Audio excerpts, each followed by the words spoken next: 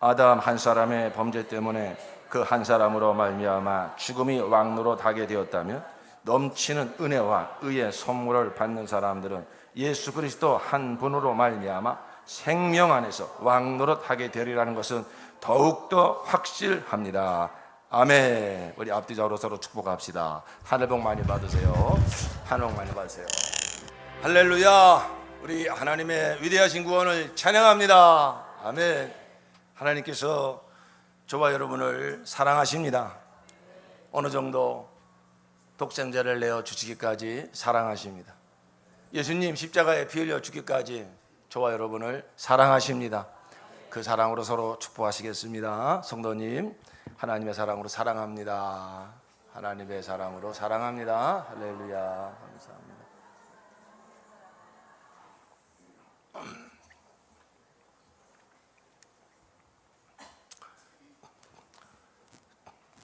세상에서 들려지는 많은 소문들이 참으로 심란하게 합니다.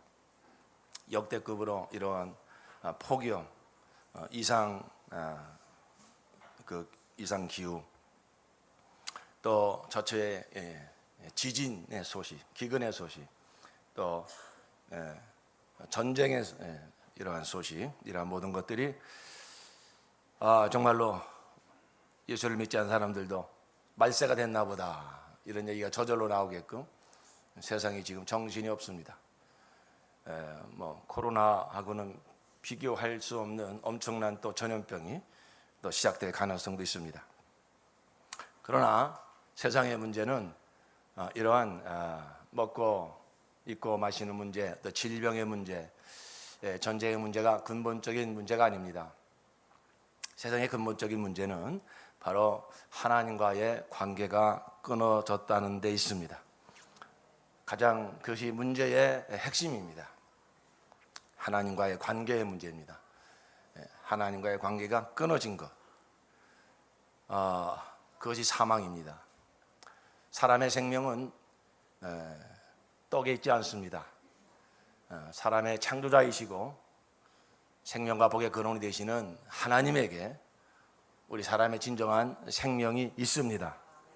그러므로 그 하나님과의 관계가 끊어졌으니 이제 사망이 임한 것이죠. 우리는 보이는 물리적이고 물질적인 세계밖에 볼 수가 없어요. 그러나 이 모든 보이는 것을 통치하는 것은 영의 세계입니다.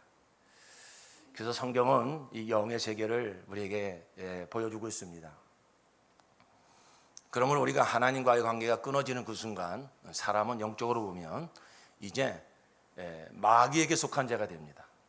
그래서 요한에서 3장 18절에 보면 죄를 짓는 자는 마귀에게 속하나니, 그래서 이제 바로 하나님을 왕으로 섬기고 하나님과의 생명의 관계를 맺던 사람들이 마귀에게 속아서 선악과를 따먹는 순간에 그 첫사람 아담과 그 첫사람 아담의 모든 후손들인 저와 여러분 모든 사람들은 다 영적으로 보면 누구에게 속한 자가 되느냐? 마귀에게 속한 자가 된 것입니다. 그러므로 이 세상이 가장 필요로 하는 것은 먹고 사는 문제가 아닙니다. 바로 이제 구원이 필요합니다. 이 마귀에게서, 이 죄에서, 사망에서, 그리고 하나님은 거룩하신 분이기 때문에 그 죄를 심판하실 수밖에 없어요. 우리는 다 첫사람 아담에 속하여 죄인이 되었습니다. 죄인이 되었다고 하는 것은 죄값을 담당해야 된다는 것입니다. 그리고 이 죄의 압이 마귀의 권세에서 우리는 벗어날 수가 없어요. 그리고 마지막으로 최종적으로 그 지은 죄에 대하여 하나님 앞에 서서 심판을 받을 수밖에 없습니다. 그게 죄인이 가지고 있는 문제예요. 내가 죄를 졌으니까, 그렇죠? 마음으로, 하나님의 율법으로 보면 행위뿐만 아니라 우리의 마음과 생각으로, 미워만 해도 살인죄고, 음욕만 품어서도 음란죄고, 간음죄고. 그러니 우리가 얼마나 살인을 많이 했으며 얼마나 간음을 많이 했습니까? 정말로 그런가요? 정말 그렇습니다. 나중에 하나님 앞에 서서 다 하나님은 그 법을 가지고 심판하실 것입니다. 그러니까 우리는 죄값을 치러야 돼요. 그리고 죄에서 벗어나고 싶어도 이미 우리는 마귀의 노예, 마귀의 종이 되어버렸기 때문에 마귀의 권세에서 벗어나지 않는 한 이 죄의 문제를 해결할 수가 없습니다. 그래서 마침내 마지막에 하나님의 의의 심판을 받을 수밖에 없습니다. 여러분, 이것이 이 세상의 가장 큰 문제입니다. 이 세상 모든 사람들이 짊어지고 있는 가장 큰 문제는 먹고 사는 문제가 아니고 질병의 문제가 아니고 무슨 전쟁의 문제가 아니라 그 뿌리가 되는, 그렇게 왜 사람들이 이렇게 전부 먹고 마시는 문제에 혈안이 돼 있고 죽음 앞에 두려워하고 서로 또 싸우고, 그 뿌리가 무엇이냐? 바로 하나님과의 관계가 끊어졌다는데, 바로 그것이 진정한 문제이죠. 그러므로 세상이 필요로 하는 것은 거기서 구원해 줄 그리스도, 그 죄에서, 그 마귀에게서, 그 하나님의 심판에서 우리를 건져줄 자가 누구인가? 그가 바로 누구라고요? 그리스도입니다. 구원자, 그리스도라고 하는 것은 이제 크게 보면 두 가지 뜻을 가지고, 하나는 거기서 우리를 구원할 자, 죄와 마귀와 그 심판에서 우리를 구원할 자, 그리고 다시 우리의 진정한 왕이 되어 주실 자. 사람은 스스로 사는 존재가 아닙니다. 스스로 산다고 하는 것은, 그것은 바로 망하는 거예요. 오직 하나님만이 유일하시고 자존자로서 유일하신 분은 하나님 한 분밖에 없습니다. 모든 피조물은 다 하나님께 잇대어 하나님과 관계를 맺으며 살아야 되는 것입니다. 그러므로 우리 사람에게 필요한 것은 첫사람 아담에 속하여 정말로 거부할 수 없는, 이건 부인할 수가 없어요. 누가 거짓말하라고 가르쳐줬어요? 누가 싸우라고 가르쳐줬어요? 누가 장난감 가지고 놀 때 절대 뺏기지 말라고 어떤 부모가 자식한테 그렇게 가르칩니까? 죄를 가지고 태어나니까, 죄인으로 태어나니까 시기하고 질투하고 싸우는 거예요.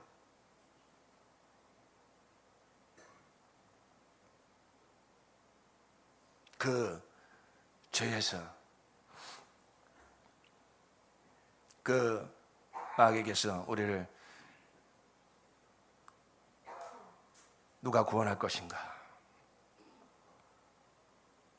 그리고 이제 우리를 정말로 그 영원한 의와 생명으로 통치해 주실 왕이 누구신가? 하나님은 첫사람 아담이 타락하여 범죄하는 순간에 즉시 그리스도를 보내주실 것을 말씀하십니다. 여인의 후손이 오면 바로 너를 범죄케 한 이 사탄의 권세를, 머리를 상하게 할 것이고, 바로 너희를 거기서 구원해 주리라. 그 여인의 후손이 누구입니까? 예수 그리스도시죠. 그분이 예수 그리스도라고 하는 것을 구약 성경은 점점 더 점진적으로, 점점 더 분명하게 보여주고 있습니다. 그래서 그 여인의 후손으로 약속된 그리스도는 이제는 아브라함의 씨에서 올 것이다 라고 더 구체적으로 말씀하시고, 또 그는 다윗의 후손에서 올 것이다 더 구체적으로 말씀하시고, 그리고 그는 어느 땅에서 어느 때에 올 것인지 구약에는 아주 정확하게 선지자들을 통해서 다 예언해 놓고 계십니다. 하나님께서는 특별히 이스라엘의 출애굽이라는 역사를 통해서 우리가 어떻게, 어디서 살다가 어떻게 구원받아서 어디로 가는가 하는 것을 하나의 역사적으로 보여주고 계신데, 바로 이스라엘 백성이 애굽에서 종살이하고 있을 때 그 무엇으로 바로의 권세에서 벗어날 길이 없었지만은 하나님의 능력으로, 그 유월절의 심판으로, 어린 양의 그 피바름을 통해서 그 사망에서, 바로의 그 권세에서 벗어나 이제 가나안으로 들어가는 그 역사를 보여주고 있죠. 그때 그 부름받은 자가 모세입니다. 출애굽기 3장에 보면 하나님께서 모세를 불러서 내 백성을 이끌어내라. 그러면 저 백성들에게 가서 당신들을 이끌어내랍니다. 당신들은 그분의 백성이랍니다. 그러면 그 신이 누구냐라고 물어보면 당신의 이름을 뭐라고 얘기해야 됩니까? 이렇게 모세가 출애굽기 3장 14절에 물어보죠. 그때 하나님 뭐라고 대답하십니까? 하나님이 모세에게 대답하셨다. 세 번의 성경에 보면 나는 곧 나다. 너는 이스라엘 자손에게 이르기를 나라고 하는 분이 너를 그들에게 보냈다고 하여라. 근데 거기에 이게 이제 주석처럼 써 있는 것에 보면은 72년에는 나는 스스로 있는 자다. 히브리어로 말하면 나는 되고자 하는 대로 될 나일 것이다. 이게 좀 무슨 말인가? 그런 얘기예요. 이제 나는 여호와인데 이렇게 초월자로만 있는 신이 아니라 내가 너희 역사 가운데 너희 삶 가운데 내가 개입할 것이다. 들어갈 것이다. 그래가지고 내가 너희 역사를 통해서 너희와 함께하면서 어떤 하나님인지 내가 보여주겠다. 그러면서 너희가 실제로 나를 알게 될 것이다. 나를 만나게 될 것이다. 이런 난 그런 하나님이다. 이렇게 말씀하신 거예요. 자, 그래서 하나님께서 그 이스라엘 역사를 통해서 또 선지자들의 예언을 통해서 아주 가깝게 그 하나님 어떤 하나님이신지를 그들에게 경험시켜 주셨습니다. 드디어 때가 참에 갈라디아서 4장 4절을 보니까 때가 참에 바로 그가 하나님의 아들이 오시니 여인의 후손으로 그리고 율법 아래 오셨다 하고 말씀하고 있습니다. 선지자들이 예언한 대로 바로 하나님의 아들 예수, 바로 그리스도가 오신 거예요. 세상이 가장 필요로 하는 것은 무엇이라고 그랬습니까? 그리스도. 히브리어로 얘기하면 메시아, 헬라어로는 그리스도. 같은 뜻입니다. 한번 따라해 봅시다. 메시아, 그리스도. 뭐가 히브리어라고 그랬어요? 메시아가 히브리어입니까? 그리스도가 히브리어입니까? 예. 자, 메시아가 히브리어고 그리스도는 헬라어입니다. 헬라어. 구약 성경은 원래 히브리어로 기록이 됐고 신약 성경은 헬라어로 기록이 됐잖아요. 그러니까 구원자라는 뜻이 메시아 또는 그리스도 이렇게 불려졌어요. 다시 말씀드리면은 하나님은 그 메시아 곧 그리스도를 계속 이렇게 말씀하십니다. 내가 그리스도를 보낼 거야. 메시아를 보낼 거야. 그는 여인의 후손으로 온다. 그는 아브라함의 씨로 온다. 다윗의 후손에서 온다. 그렇죠? 그는 바로 베들레헴에서 태어날 것이다. 얼마나 그리고 그가 오면 어떤 일을 할 것이고 뭐 은 30냥에 팔릴 것이고 목마르다 말씀하면서 운명할 것이고 얼마나 정확하게 그 메시아가 오실 때와 하실 일을 말씀하고 계시니 몰라요. 무엇보다 중요한 것은 그 메시아가 오시면 그 우리를 구원하는 일을 하시는데 그 구원하는 일의 핵심이 뭐냐? 바로 피 흘리는 죽음, 피의 제물이 된다. 그걸 하나님 보여주시려고 이스라엘 백성들에게 매일같이 예루살렘 성전에 나와서 그 어린 양을 잡아 그 피의 제사를 그렇게 드리게 하신 거예요. 예, 바로 왜냐하면은 그 메시아가 오면 우리를 구원하는 사건이 무엇이라고요? 어떤 철학이 아니요, 어떤 교육이 아니요, 어떤 종교 행위가 아니라 그가 우리의 영원한 대속물 되어서 피 흘려 죽는 죽음을 통하여 그 피의 대속의 피만이 우리를 죄에서 구원할 수 있기 때문입니다. 왜 구약성경을 보면 맨날 이렇게 뭘 잡아 죽이고 바치고 뭐 기름을 태우고 이런 얘기가 왜 이렇게 끝없이 나올까? 이게 중요하니까요. 우리 사람에게 정말로 필요한 것은 먹고 마시는 문제가 아니라 하나님과의 끊어진 관계, 이 죄의 문제를 해결받고 다시 하나님과 관계가 회복되는 것입니다. 이것이 구원입니다. 죄는 하나님과의 관계가 끊어진 게 죄고 구원은 무엇이라고요? 하나님과의 관계가 다시 회복되어지는 것, 이것이 바로 구원입니다. 그 구원을 이루시는 분이 누구라고요? 그가 메시아라고요. 그가 그리스도라고요. 그러니까 그리스도가 하셔야 될 일은 무엇이겠습니까? 먼저 죄의 문제를 해결해야죠.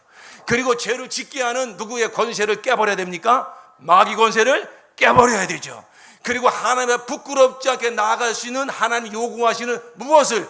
의와 생명을 줄 수 있어야 그가 바로 누구라고요? 그리스도입니다. 메시아입니다. 할렐루야.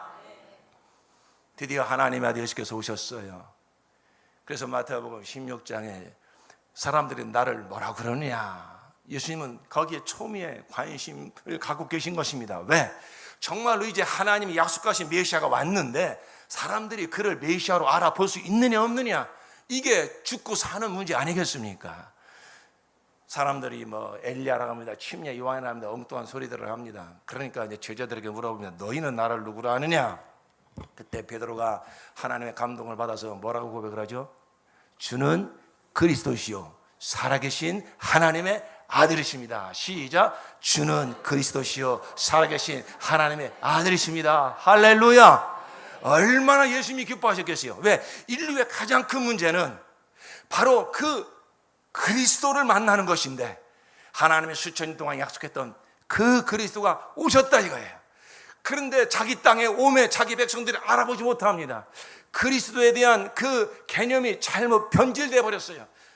너무나 그 강대국에서 그 이스라엘이라는 나라가 계속, 여러분 구약성경을 읽어보시면 아시겠지만은 계속 무슨 바벨론의, 아수르의, 뭐 페르시아의, 무슨 뭐 그 로마의, 예수님이 오실 때는 로마에 다 지배당하고 있으니까 메시아에 대한 관점이 정치적인 메시아로 변질되어서 힘 있는 자가 와가지고 저 로마 다 때려갖고 우리를 독립시켜줄 그 사람이 메시아다, 이렇게 바뀌어버린 거예요. 그러니까 예수가 오셔서 뭐 병자도 고치고 귀신도 쫓아내고 하니까 혹시 저 양반이 그리스도인가 라고 많은 사람들이 쫓았죠. 그런데 그가 예루살렘에 입성할 때 많은 사람들이 호산나 호산나 예수님을 환영한 이유가 어디 있을까요? 드디어 디데이가 왔구나. 드디어 저 빌라도 총독 때려왔고 저 로마까지 진격해서 저 카이사타 때려왔고 우리나라를 독립시켜줄 드디어 저분이 이제 역사할 때가 왔구나 라고 생각을 해서 호산나 호산나, 맞아, 예수님을 환영을 했지만은 웬일입니까? 예수님께서 한마디 말씀도 안 하시고 그냥 그 죄인 중에 죄인이 달려 죽는 사형틀 십자가에 달리셔서 죽으니까 백성들이 막 헷가닥한 거예요. 배신감을 느낀 거죠. 아니 당신이 정말로 로마 때려갖고 우리를 구원해 줄 줄 알았더니 이게 웬 말입니까? 그러면서 백성들의 마음이 돌변해가지고 못 박으라 못 박으라, 그렇게 되어버린 것이 그 배경이 무엇이냐면은 이 메시아에 대한 그 인식이 잘못되어 있었기 때문인 것이죠. 어쨌든 베드로의 그 고백을 드리고 예수님께서 얼마나 기뻐하셨을까요? 야, 정말로 예수님은 당신이 누군지 알아요. 나는 하늘로부터 온 자다. 나는 아버지의 뜻을 이루러 온 자다. 계속 예수님께서 자, 너희가 성경에서 영생을 얻는 줄 알고 성경을 상고하오니와 성경은 내게 대하여 말한 것이다. 그러나 너희는 내게 오지 아니하는도다. 예수님이 얼마나 안타까워하신지 몰라요. 그런데 베드로가 예수님을 알아보고 당신이 그리스도라고 고백을 하니까 예수님이 얼마나 기뻐하셨겠어요. 그래서 그때로부터 예수님께서 무슨 말씀을 하십니까? 내가 이제 예루살렘에 올라가 제장들과 그 서기관들과 그들에게 고난을 받고 제 3일 만에 살아나야 할 것을 비로소 말씀하시니라 그랬어요. 그러니까 베드로가 어떻게 합니까? 주여 그리하지 마옵소서 막 대들듯이 말렸다는 것입니다. 그때 예수께서 하시는 말씀이, 참 너는 그래도 나를 이렇게 정말로 사랑하는구나, 그렇게 말씀하신 것이 아니라 사탄아 내 뒤로 물러가라. 너는 하나님의 일을 생각하지 아니하고 사람의 일을 생각하는구나. 잠시 베드로가 감동을 받아서 예수에 대한 그 정확한 고백을 했습니다만 그의 마음을 차지하고 있는 것은 여전히 이런 세상적인 메시아관. 그래서 저 예수님이 힘을 발휘해서 그리스도가 되면 나도 한 자리 차지하지 않을까, 이런 기대를 가지고 있었던 것이죠. 그러니까 예수님께서 죽으신다 말씀하시니까 무슨 그런 말도 안 되는 소리 하십니까? 그러면서 막 화를 내듯이 말렸다는 것입니다. 베드로야, 너는 착각하고 있구나. 네가 나를 하나님의 아들로 알아본 거 참 귀한 것인데 하나님의 아들로 왔다는 자체가 너희를 구원하는 것이 아니야. 하나님의 아들이라는 신분으로 왔다는 자체가 너의 그리스도가 되는 게 아니야. 내가 이제 하나님의 아들이지만 내가 사람으로 와서 온 것은 너희의 그리스도가 되려고 왔는데, 그리스도가 되기 위해서 내가 해야 할 일이 있다. 그게 바로 뭐라고요? 예루살렘에 올라갔어. 그들에게 핍박을 받고 십자가에 달려 죽으시고 3일 만에 부활하시는 그 일을 통하여 우리의 그리스도가 되신다는 것입니다. 그렇죠. 그러니까 예수님께서 아무래도 그리스도라는 것을 말하지 말아라 그랬어요. 예. 예수님 당신이 하셔야 될 일이 있는데 그 겉으로 드러난 모습만 보고 우리의 왕이 되어달라고 또 몰려들고 이렇게 하나님의 일이 주장을 받을까 봐 예수께서 그런 말씀하신 것입니다. 자, 이제 우리가 다 알듯이 이제 예수님께서 드디어 십자가에 달려서 피 흘려 죽으심으로 하나님의 뜻을 다 이루시고 우리의 그리스도가 되십니다. 요한복음 19장 30절에 그래서 예수님께서 십자가에 죽어서 달리셨을 때 7마디 말씀하셨다고 그랬는데 마지막으로 하신 말씀이 무엇이냐면은 예수께서 신 포도주를 받으시고서 다 이루었다, 다 이루었다 하고 말씀하신 뒤에 머리를 떨어뜨리시고 숨을 거두셨다 그랬습니다. 우리 한번 다 이루었다 한번 여러분 한번 해보세요. 시작. 다 이루었다. 다시 한번 다 이루었다. 무엇을 다 이루었습니까? 여러 가지로 말씀드리겠지만 오늘은 예수 그리스도 그렇습니다. 바로 내가 너희를 사랑하여 하나님의 세상을 이처럼 사랑하사 독생자를 주셨으니 왜 독생자를 주셨습니까? 세상은 그리스도가 필요한데 죄와 마귀와 하나님의 심판에서 우리를 건져줄 그 메시아 그리스도가 필요한데 이 세상에서 태어난 자는 다 첫사람 아담에 속하여 죄인으로 태어나기 때문에 우리의 그리스도가 될 수가 없다는 것입니다. 하나님이 약속하신 바로 그 그리스도는 이제 땅에서 태어난 자가 아니라 하늘로부터 오시는 분, 오직 그만이 우리의 그리스도가 되시는 것이죠. 하나님이 세상을 이처럼 사랑하사 세상이 정말로 세상을 사랑한다면 하나님이 주셔야 될 것은 먹고 입는 문제가 아닙니다. 어떤 질병을 고쳐주는 그 문제가 아닙니다. 진정한 하나님의 사랑은 우리를 죄와 사망에서 마귀에서 건져주시고 하나님과의 관계가 다시 회복되어서 하나님의 의와 생명을 가지고 하나님과 영원히 살 수 있는 바로 그러한 구원을 주시는 것입니다. 바로 그 구원자로 하나님께서 약속하시니 때가 참에 오시니 바로 십자가 부활로 우리를 구원하시니 그리고 이제 우리 안에 생명으로 오셔서 우리와 지금도 함께 하시며 영원히 함께 하시느니 그가 바로 누구십니까? 예수 그리스도이십니다. 예수 그리스도이십니다. 할렐루야. 그걸 다 이뤘다는 거예요. 하나님의 세상을 사랑하사 내가 그리스도를 보내리라. 그리스도가 오면 너희를 구원하는 이런 일을 할 것이다. 너희의 죄를 영원히 사할 것이고 죄로 말미암아 너희를 종부리듯 부리고 있는 마귀의 사망 것을 깨트려 볼 것이고 내가 요구하는 의를 은혜로 받게 하여서 나와 관계가 다시 회복되게 하는 이 구원의 역사를 이룰 것이다. 예수께서는 세상이 알지 못하는 하나님의 뜻을 이루시고자 묵묵히 그 길을 걸어가시고 마침내 십자가에 달려 죽으시는 그 순간에 아버지 뜻이 다 이루어졌습니다. 다 이루었다 선포하시고 십자가에서 죽으신 것입니다. 사람들은 무슨 말인지 예수의 말씀을 알아듣지도 못했고 십자가의 이 놀라운 구원의 역사가 무엇인지 알아보지 못했습니다. 그러나 예수님께서는 걱정하지 않으셨습니다. 내가 이제 하늘로 올라가면 성령을 보내줄 것이다. 성령이 오시면 내가 한 말이 생각날 것이고 이 십자가와 부활의 역사가 어떤 역사인지 성령에서 깨닫게 할 것이고 바로 그 구원의 역사가 성령으로 말미암아 너에게 이루어질 것이다 말씀하셨습니다. 우리 다 함께 요한복음 16장 8절로 11절 말씀 보시겠습니다. 성경을 오늘 몇 구절 좀 찾아 읽으셔야 되는데 우리가 빨리 한번 찾아보십시오. 요한복음 16장 8절로 11절. 바로 성령께서 오시면 이런 것을 깨우쳐 주신다고 그랬어요. 다 함께 큰 소리를 읽습니다. 시작. 그가 오시면 죄와 의와 심판에 대하여 세상의 잘못을 깨우치실 것이다.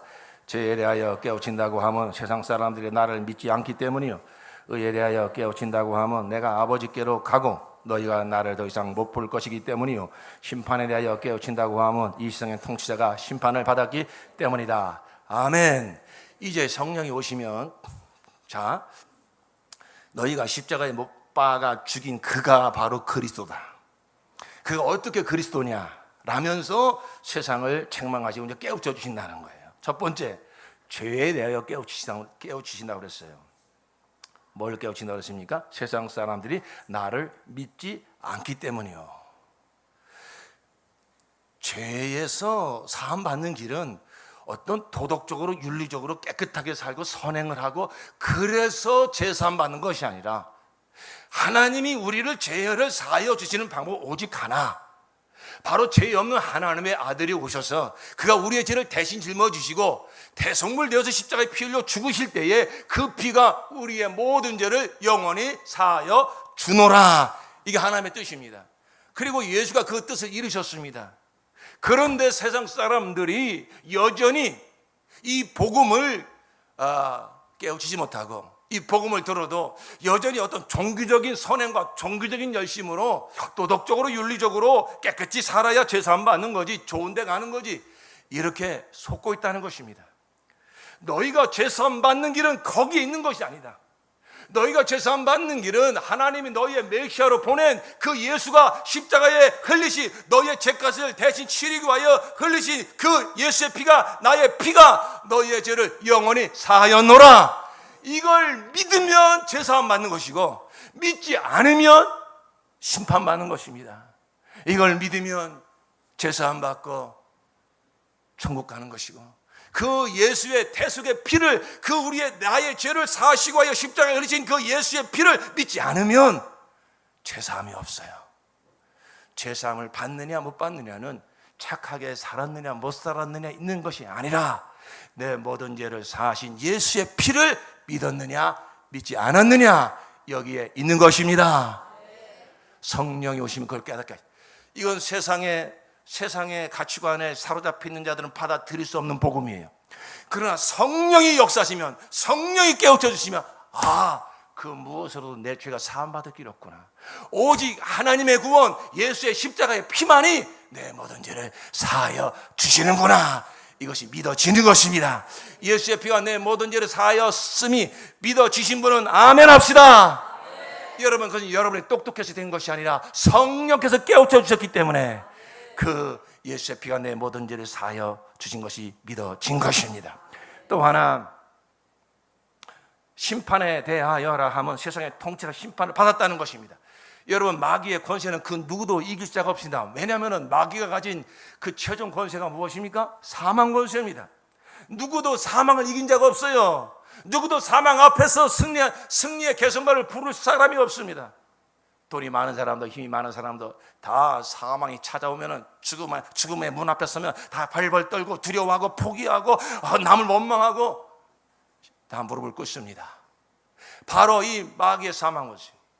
그리고 마귀는 여전히 세상적인 것을 가지고 육적인 것을 가지고 사람들을 계속 미혹하고 유혹하고 이거 없으면 정말 살 수 없는 것처럼 얼마나 하나님에게서 사람들을 멀리하게 만들고 육체의 정욕과 안목의 정욕과 이상의 자랑으로 그저 보이는 것 들리는 것 먹고 마시는 것에만 전부 정신이 팔려 살게 하다가 하나님 만나지 못하고 자기를 심판하기 위하여 예비된 그 영영한 지옥불에 함께 끌고 들어가는 놈이 마귀예요. 그 마귀 권세는 이길 자가 없어요. 마귀의 수단, 세상적이고 정욕적이고 육체적인 것을 들이밀면 많은 사람들이 다 넘어갑니다. 간혹 이렇게 이기는 자가 있을지 모르지만은 결국은 사망 권세 앞에 사람들이 다 무릎을 꿇습니다. 그 마귀의 권세를 꺾고 심판하신 분, 마귀의 사망 권세를 꺾으시고 심판하시고 승리하신 유일하신 분이 계시니 바로 십자가와 부활로 마귀의 사망 권세를 다 몰수해 버리시고 사망 권세를 다 끝내버리시고 부활로 승리하신 예수 그리스도만이 마귀의 권세를 심판하고 승리하신 유일한 그리스도이십니다. 할렐루야. 예수님께서 십자가에서 어떻게 마귀의 권세를 꺾으시고 이기셨는가? 골로새서 2장 14절로 15절 말씀 빨리 한번 보십시다. 골로새서 2장 14절로 15절. 아주 우리 세번역 성경에는 너무 예수님의 이 승리의 장면을 잘 기록하고 있어요. 골로새서 2장 14절로 15절 다 함께 큰 소리로 시작. 하나님께서는 우리에게 불리한 조문들이 들어있는 빈 문서를 지워버리시고 그것을 십자가에 못 박으셔서 우리 가운데서 제거해 버리셨습니다. 그리고 모든 통치자들과 권력자들의 무장을 해제시키시고 그들을 그리스도의 개선 행진의 포로로 내세우셔서 무사람의 구경거리로 삼으셨습니다. 할렐루야. 여러분, 우리에게 불리한 조문, 이게 뭐죠? 율법입니다. 율법을 들이대면 다 저촉돼요. 거기 걸리지 않을 사람이 없어요. 그런데 바로 예수께서 십자가에 죽으실 때에 율법으로 정죄한 모든 그 죄값을 다 치르신 것입니다. 뿐만 아니라 모든 통치자들과 권력자들, 이게 바로 마귀와 그 수하에 있는 모든 귀신들, 모든 정사와 권세자들을 말하는 것입니다.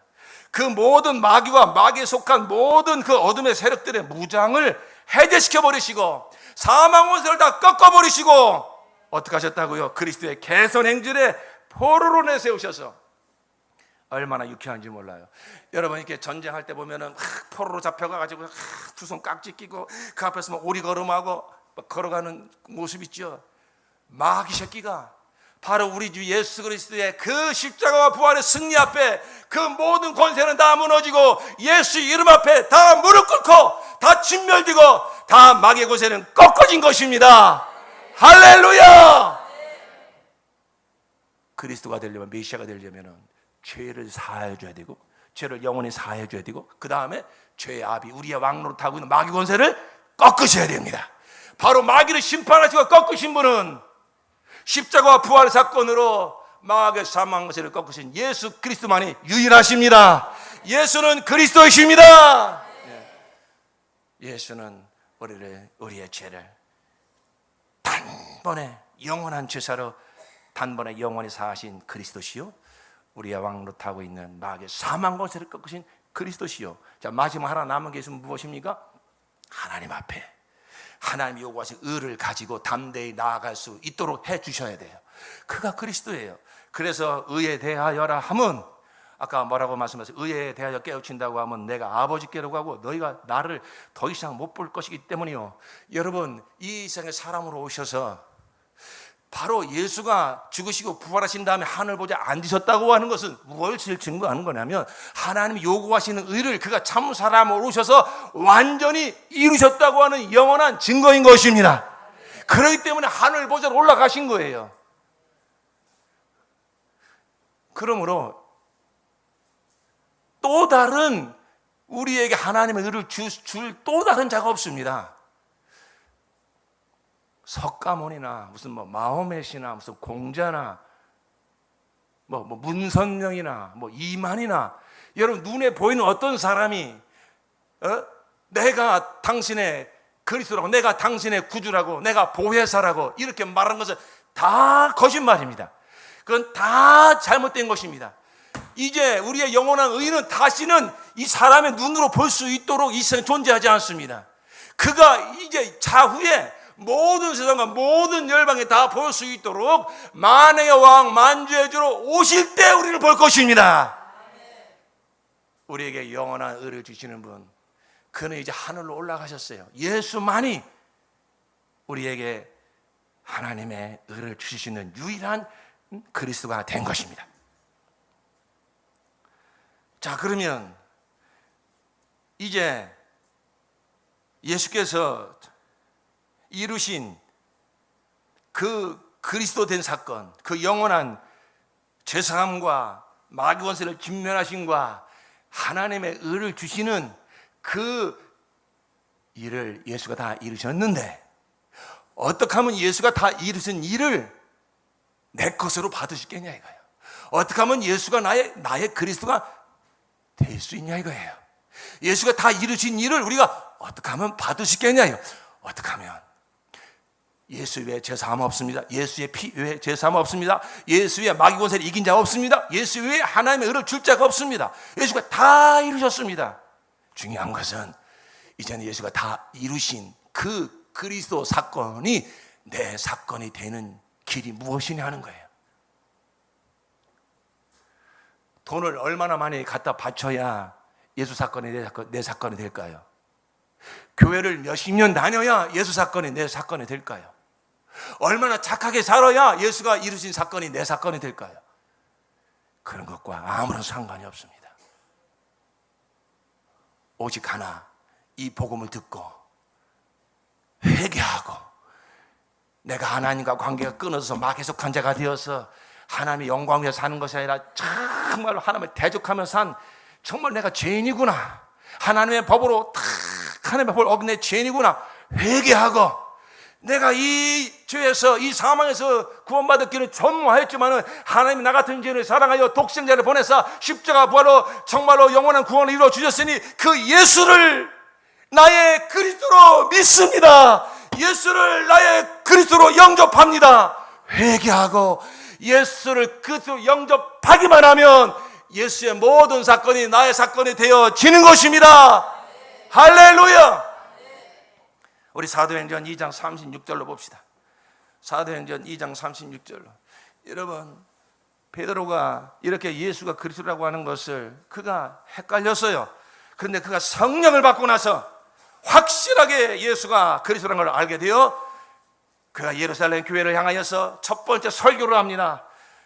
다 읽을 수는 없지만 36절로 38절 베드로의 심정에 대해서 다 함께 읽겠습니다. 시작.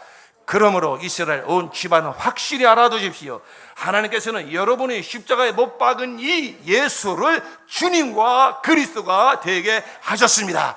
사람들이 이 말을 듣고 마음이 찔려서 형제들이여 우리가 어떻게 하면 좋겠습니까? 하고 베드로와 다른 사도들에게 말하였다. 베드로가 대답하였다. 회개하십시오. 그리고 여러분 각 사람은 예수 그리스도의 이름으로 침례를 받고 죄 용서를 받으십시오. 그리하면 성령을 선물로 받을 것입니다. 할렐루야. 할렐루야. 세상에 얼마나 어마어마한 짓을 했습니까? 이 세상의 구원자로 예수를 그리스도로 보내주셨건만 그를 알아보지 못하고 십자가에 못 박아 죽였습니다. 그 마귀가 사주했습니다. 그러나 그 모든 것은 하나님의 뜻대로 되어진 것입니다. 결국 그렇게 해서 예수께서 우리의 그리스도가 되신 것입니다. 바로 예수를 그리스도로 우리가 받을 수 있는 길은, 예수를 그리스도로 영접할 수 있는 길은 회개하고, 그리고 이제는 예수님 당신만이 나의 주님과 그리스도가 되십니다. 나의 유일한 구원자가 되십니다. 그리고 이제부터는 내 인생의 주인은 내가 아니요 바로 예수님 당신이십니다. 예수님을 나의 구주와 왕으로 이 죄와 사망에서 건져진 유일한 분, 유일한 구원자 예수 그리스도. 이제부터는 나의 하나님, 나의 왕이 되어주시는 분 예수 그리스도. 그래서 예수를 그리스도로 영접한다고 하는 것은 구주와 왕으로 영접하는 것입니다. 예수를 그리스도로 영접하는 것은 무엇으로 영접하는 것이라고요? 구주와 왕으로 영접하는 것입니다. 예수를 그리스도로 영접하신 분은 아멘 하시기 바랍니다. 바로 예수님은 죄와 사망에서 하나님의 심판에서 우리를 영원히 구원해 준 유일한 구원자가 되십니다. 이제 예수는 우리의 영원한 하나님, 영원한 왕이 되어 주십니다. 할렐루야. 이 사실을 내 몸에 아예 표로 받아라. 바로 죄의 종로로, 마귀의 종로로 하나님의 심판을 받고 지옥 갈 수밖에 없는 그 옛사람은 예수님이 십자가에 죽으실 때 연합하여 함께 죽었다는 것입니다. 그리고 예수님이 3일 만에 부활하실 때에 예수와 함께 죽었으니 예수와 함께 부활에 연합하여 이제는 죄와 상관없는 자로, 마귀와 상관없는 자로, 지옥과 상관없는 자로 하나님의 의와 생명을 가진 하나님의 참여된 권세를 가진 자로 다시 우리가 거듭난 것입니다. 이것이 우리가 예수를 영접할 때에, 예수를 그렇게 영접할 때에 내 안에 일어난 놀라운 하나님의 구원입니다. 이것을 아예 표로 받으라고. 그래서 우리에게 주신 첫 번째 명령이 침례인 것입니다. 바로 침례. 로마서 6장 3절로 4절 말씀은 다 함께 보시겠습니다. 로마서 6장 3절로 4절. 여러분 나눠드리는 복음 메시지 그 유인물에 다 있는 내용이에요. 여러분께서 오늘 설교를 기억하시면서 매일 한 번씩 꼭 좀 정독하시기 바랍니다. 자, 로마서 6장 3절로 4절 시작. 침례를 받아 그리스도 예수와 하나가 된 우리는 모두 침례를 받을 때에 그와 함께 죽었다는 것을 여러분은 알지 못합니까? 그러므로 우리는 침례를 통하여 그의 죽으심과 연합함으로써 그와 함께 묻혔던 것입니다. 그것은 그리스도께서 아버지 영광으로 말미암아 죽은 사람들 가운데서 살아나신 것과 같이 우리도 또한 새 생명 안에서 살아가기 위함입니다. 아멘. 그렇습니다. 이 옛사람, 사망을 가지고 있는, 마귀의 종로로 타고 있는, 죄의 종로로 타고 있는, 세상을 이길 수 없는, 육체의 정욕에 이길 수 없는, 사망 앞에서 맡은데 두렵고 떨림으로 마귀와 함께 지옥에 끌려갈 수밖에 없는 그 옛사람은 어떻게 된 거예요? 예수님이 십자가에 못 박혀 죽으실 때에 내가 거기에 함께 연합하여서 함께 죽은 것입니다. 우리가 2000년이 지나서 이 복음을 들었지만은 이 영의 세계는 시공간을 초월하기 때문에 이 복음을 듣고 예수를 영접한 순간에 예수의 십자가 그 사건이 내 사건이 되어서 옛사람은 예수님과 함께 장사 지내 버림받아 되는 것이고, 그리고 거기서 끝난 것이 아니라 이제는 예수의 부활에 연합한 자가 되어서 이제는 예수 생명이 아닌 바로 하나님의 자녀된 생명, 예수 생명, 부활 생명을 가진 새 생명으로 거듭나서 새 생명으로 살게 된 것입니다. 예수 생명 내 생명. 시작. 예수 생명 내 생명. 예수 생명 내 생명. 예수 생명 내 생명. 할렐루야. 여러분, 이것이 너무나 중요합니다. 이 나의 정체성은 말이죠, 이 복음 안에서 확실히 하셔야 됩니다. 여전히 옛사람의 근성이 남아있다 할지라도 그 옛사람은 예수와 함께 죽은 거예요. 어떻게 두 생명이 동시에 공존할 수 있습니까? 예수를 영접하였다면 이제는 예수 생명이 내 생명이 되어서 새 생명 안에서 우리는 살아가게 된 것입니다. 여러분, 새 생명 안에서 살아간다는 게 뭘까요? 오늘 지금 본문의 말씀입니다. 자, 로마서 5장 17절, 오늘 본문의 말씀으로 다시 돌아옵니다. 새 생명으로 산다는 게 뭔가? 로마서 5장 17절 시작. 아담 한 사람의 범죄 때문에 그 한 사람으로 말미암아 죽음이 왕노릇하게 되었다면 넘치는 은혜와 의의 선물을 받는 사람들은 예수 그리스도 한 분으로 말미암아 생명 안에서 왕노릇하게 되리라는 것은 더욱더 확실합니다. 할렐루야. 여러분, 참 놀랍죠? 첫사람 아담이 선악과를 따먹고 범죄했는데 왜 그 죄가 내 죄가 됩니까? 이게 사람의 이성으로 풀 수 없는 놀라운 영적 세계의 그게 법칙이에요. 오래전, 수천 년 전 그 에덴 동산 아담에게서 일어난 일이지만 내가 그때 이미 그 아담에 속한 자가 되어서 나는 죄인이 되었다는 거예요. 그건 말로 설명할 수 없지만 부인할 수 없는 증거잖아요. 우리에게서 죄가 들어 죄인으로 태어나니까 죄를 짓는 거예요. 그게 뭘 말하는 것입니까? 첫사람 아담에 속한 자로 태어났다는 것입니다. 아담에게 일어난 일이 내게 일어난 일이 된 것입니다. 아멘하기 싫지만 이것도 아멘입니다. 예. 자, 이걸 아멘할 때 우리가 조금 더 두렵지 않은 것은, 부끄럽지 않은 것은 이 법칙이 예수 안에 일어난 법칙과 동일하게 일어나기 때문인 것입니다. 첫사람 아담 안에서 일어난 일이 내게 일어난 일이 되는 것처럼 마지막 아담으로 신 예수 안에서 일어난 일이 예수를 그리스도 영접한 자에게는 그대로 나에게 일어난 일이 된 것입니다. 그대로 나에게 일어난 사건이 된 것입니다. 그래서 우리 안에 뭐가 있어요? 예수 생명이 있어요. 예수의 의가 있어요. 예수의 생명이 있습니다. 그 예수 생명은 무슨 생명이요? 왕의 생명이요. 세상을 다 이기시고 마귀 권세를 이기시고, 마태복음 28장에 예수께서 하늘로 올라가시기 전에 제자들에게 하시는 말씀이 무엇입니까? 내가 하늘과 땅의 모든 권세를 가졌으니 너는 이 복음을 가지고 땅끝까지 전하여 모든 사람을 제자 삼고 침례를 주고 내가 가르친 것을 다 지켜서 가르쳐 지키게 하라. 예수께서 십자가에 달려 죽으시고 부활로 승리하실 때 이제는 하늘과 땅의 모든 권세가 다 하나님의 아들 내 구주 예수 그리스도에게 다 주어진 것입니다. 그 예수를 그리스도 영접한 자는 그 예수 생명이 내 생명이 되었기 때문에 우리는 이제 왕의 생명을 가지고 왕의 이름 예수의 이름을 가지고 이 땅에서부터 영생을 맛보며 천국을 누리며 살게 된 것입니다. 할렐루야. 나는 왕의 생명을 가졌다. 시작. 나는 왕의 생명을 가졌다. 시작. 나는 왕의, 다시 한번 시작. 나는 왕의 생명을 가졌다. 할렐루야. 왕처럼 삽시다.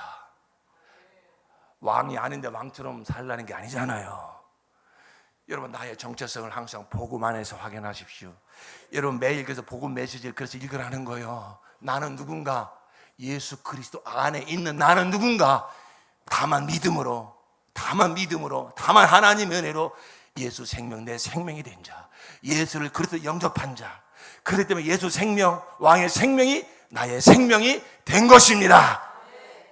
우리 안에 일어나는 그 옛사람의 근성들이 일어날 때마다 첫째는 하나님 앞에서 회개하고 여전히 옛사람을 건드리면서 그 속성을 건드리면서 살게 하는 사탄의 속임수 마귀에 대해서는 대적하여 승리하신 예수 이름으로 쫓아버리시기 바랍니다. 하나님 앞에서는 회개해야 돼요. 여전히 세상을 기웃거리고 여전히 자존심 건드리면 울그락불그락하고 누가 나를 알아주지 않는다고 남편이 내 생을 안 챙겨준다고 창피한 줄 아세요. 예수가 나의 신랑이신데 하나님 나를 의롭다 하셨는데 누가 나를 보고 좀 수근수근 걸었다고 여러분 속는 거예요. 물론 내가 잘못한 것에 대해서는 회개해야 되지만 나의 정체성, 나의 신분은 예수 그리스도에서 복음 안에서 늘 확인하면서 왕답게 의연하게 왕처럼 정말로 담대하게 왕의 자유를 가지고 왕의 평강을 가지고 왕의 담대함을 가지고 사시기를 예수 이름으로 축원합니다. 우리는 왕을 섬기는 왕이에요. 나의 진정한 왕이 되신 나의 진정한 그리스도 나의 진정한 왕으로 내 안에 와 계신 진정한 왕 되신 예수 그리스도를 섬기는 우리는 또 왕이다 이것입니다. 자, 그 왕처럼 살아가는 자가 어떻게 살아가는지 성경은 우리에게 보여주고 있는데 한 군데를 찾아봅시다. 고린도 후서 6장 4절로 10절입니다. 고린도 후서 6장 4절로 10절. 이렇게 살아가는 거예요. 예수 생명으로 사는 자는, 예수를 그리스도 영접한 자는 이렇게 살아가는 거예요. 다 함께 시작. 우리는 무슨 일에서나 하나님 일꾼답게 처신합니다. 우리는 많이 참으면서 환난과 궁핍과 곤경과 매맞음과 옥에갇힘과 난동과 수고와 잠을 자지 못함과 굶주림을 겪습니다. 또 우리는 순결과 지식과 인내와 친절과 성령의 감화와 거짓없는 사랑과 진리의 말씀과 하나님의 능력으로 이 일을 합니다. 우리는 오른손과 왼손에 의의 무기를 들고 영광을 받거나 수치를 당하거나 비난을 받거나 칭찬을 받거나 그렇게 합니다. 우리는 속이는 사람 같으나 진실하고 이름 없는 사람 같으나 유명하고 죽는 사람 같으나 보십시오 살아 있습니다. 징벌을 받는 사람 같으나 죽임을 당하는 데까지는 이르지 않고 근심하는 사람 같으나 항상 기뻐하고 가난한 사람 같으나 많은 사람을 부유하게 하고 아무것도 가지지 않은 사람 같으나 모든 것을 가진 사람입니다. 할렐루야. 여러분, 세상에 진실로 필요로 하는 것은 돈이 아닙니다. 사람의 애정도 아닙니다. 오직 예수 그리스도입니다. 우리는 예수 이름을 주는 자예요. 예수만이 그리스도라고 오르는 진리를 전파하는 자예요. 세상 사람들 올 때는 속이는 것 같으죠. 예수 그리스도 그게 먹고 사는데 뭐가 필요하냐고 아주 속이는 자 같으죠. 속이는 자 같으나 참되다 이것입니다. 이것만이 진리인 것입니다. 우리가 나한테 돈이 없고 지식이 없어도요, 우리는 정말로 왕의 담대함과 왕의 승리와 왕의 평안함이 있습니다. 그렇기 때문에 우리는 정말로 가난한 사람 같으나 많은 사람을 부유하게 하고 아무것도 가지지 않은 사람 같으나 모든 것을 가진 사람입니다. 할렐루야. 예수 생명.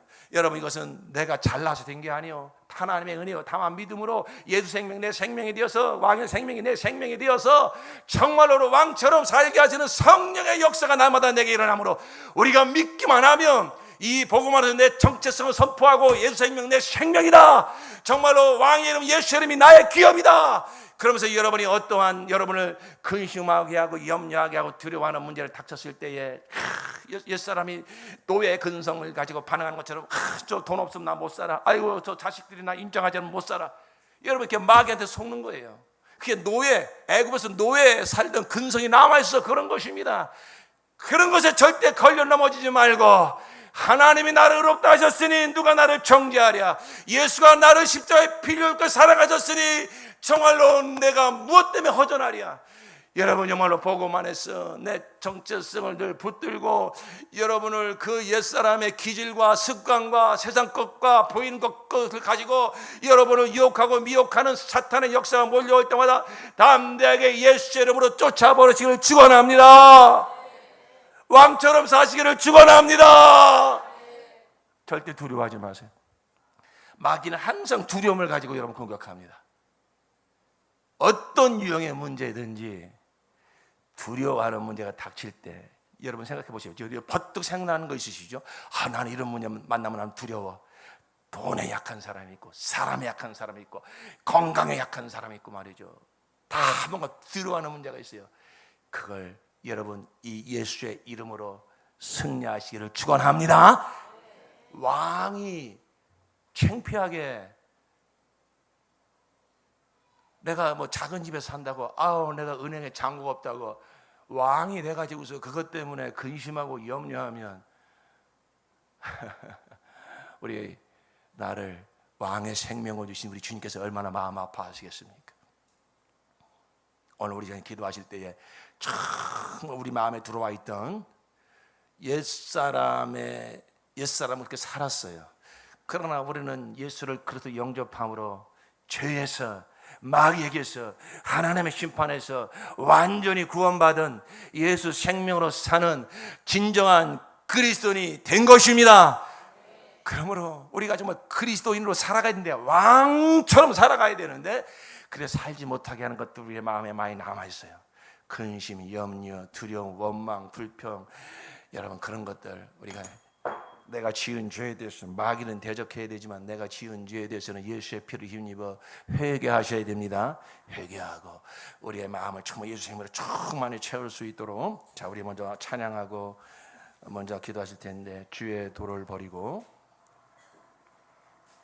여러분 지난 날들을 되돌아보십시오. 정말로 우리가 이 복음을 몰라서 헛된 꿈을 쫓고 거짓과 교만한 마음을 가지고 주의 마음을 아프게 했던 시간들이 많이 있었습니다. 어떤 때는 심한 고난을 받아서 살 소망까지 끊어진 적도 있었습니다. 그러나 주님은 그때마다 우리를 구원해 주셨습니다.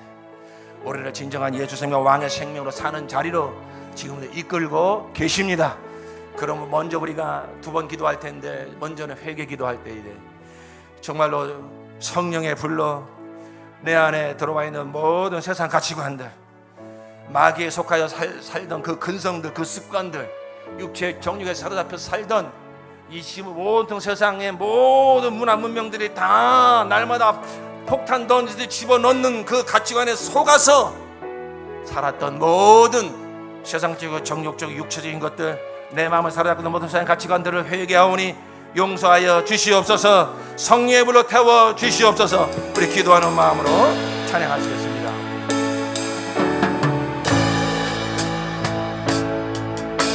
주의 도를 버리고 헛된 꿈을 쫓던 우리들,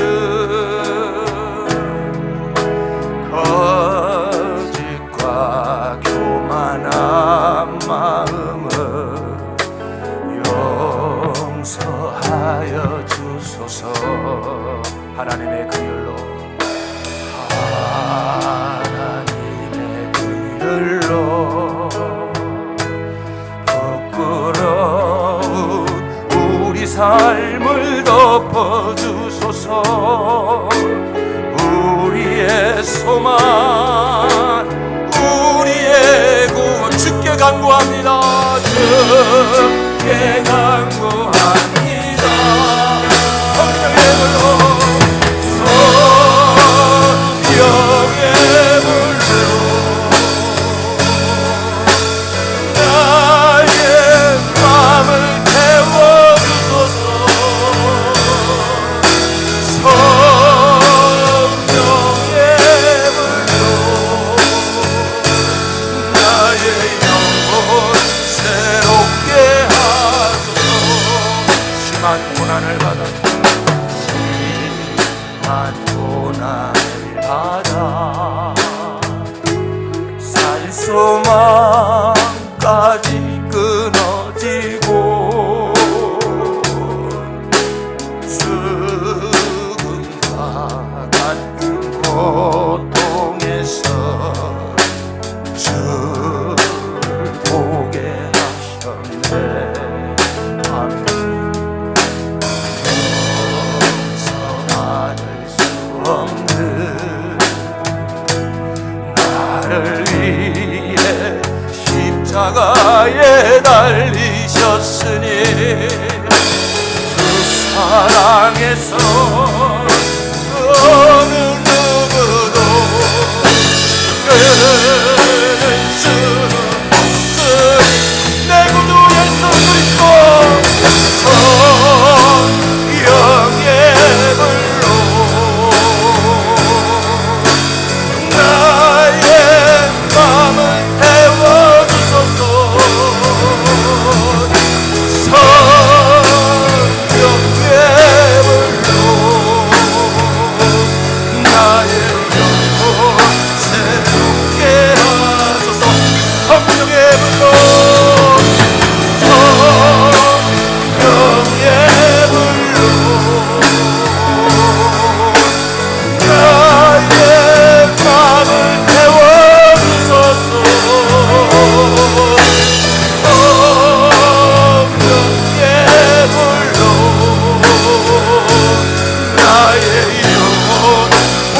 한번 부르짖고